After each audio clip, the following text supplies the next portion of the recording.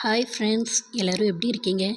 இன்றைக்கி நம்ம எல்லாருக்குமே ரொம்ப பிடிச்ச டேஸ்டியான சிக்கன் பிரியாணி எப்படி செய்கிறதுன்னு தான் பார்க்க போகிறோம். இதுக்கு தேவையான இன்க்ரீடியன்ட்ஸ் என்னன்னு பார்க்கலாம். நான் இங்கே 1.5 கப் பாஸ்மதி அரிசியை வாஷ் பண்ணி ஊற வச்சு எடுத்து வச்சுருக்கேன்.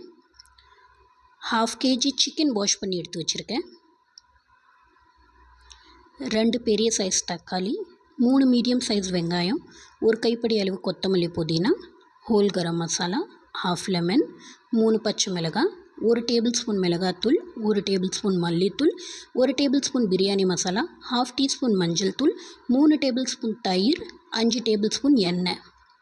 இப்போ இந்த ரெசிபி பண்ணுறதுக்கு குக்கரை ஸ்டவ்வில் ஹீட் பண்ணிக்கலாம். எண்ணெய் ஆட் பண்ணிக்கலாம்.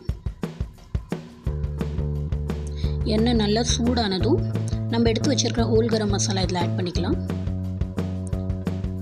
நான் இங்கே யூஸ் பண்ணியிருக்கிற இன்க்ரீடியன்ட்ஸ் வித் கரெக்ட் மெஷர்மெண்ட்ஸ் நான் எல்லாமே டிஸ்கிரிப்ஷனில் மென்ஷன் பண்ணியிருக்கேன். கண்டிப்பாக செக் பண்ணி பாருங்கள். அதை ஸ்லைஸ் பண்ணி வச்சுருக்கிற வெங்காயத்தை ஆட் பண்ணிக்கலாம். வெங்காயத்தை நல்லா கோல்டன் ப்ரௌன் கலர் ஆகிற வரை வதக்கி விட்டுக்கணும். வெங்காயம் நல்லா வதங்கிடுச்சு. 1 டேபிள் ஸ்பூன் இஞ்சி பூண்டு பேஸ்ட் இதில் சேர்த்துக்கலாம். இஞ்சி பூண்டோட பச்சை வாசனை போகிற வரை நல்லா அதை வதக்கிக்கணும்.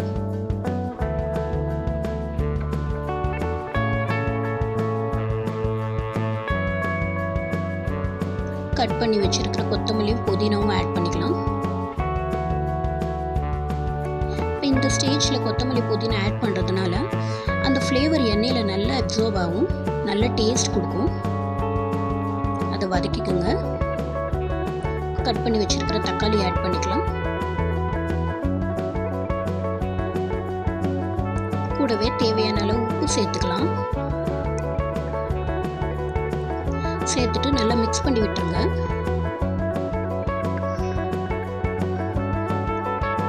குக்கரை ஒரு மூடி போட்டு மூடி வச்சு தக்காளி நல்லா குக் பண்ண விட்டுருங்க.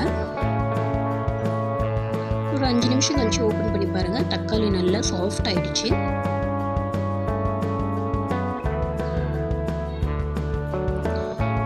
இப்போ நம்ம 3 பச்சை மிளகாய் கட் பண்ணி எடுத்து வச்சுருக்கோம். அதை இதில் சேர்த்துக்கலாம். நல்லா அதை மிக்ஸ் பண்ணி விட்டுருங்க. வாஷ் பண்ணி எடுத்து வச்சுருக்கிற சிக்கனை சேர்த்துக்கலாம். சிக்கனை நல்லா கலந்து விட்டுருங்க. இந்த மசாலா நல்லா அப்சர்வ் ஆகணும்.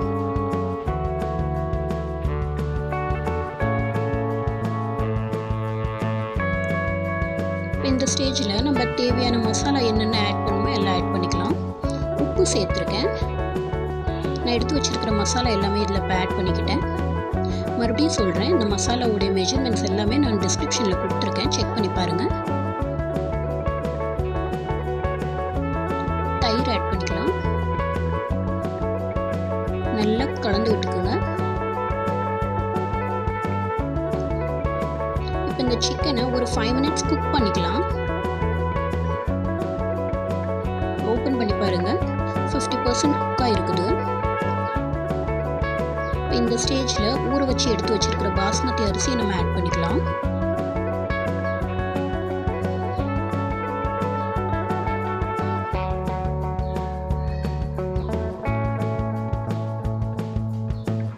அரிசியை நல்லா கலந்து விட்டுருங்க. நான் 1.5 கப் அரிசி எடுத்திருக்கேன். அதுக்கு நான் 3 கப் தண்ணி ஆட் பண்ணிக்க போகிறேன்.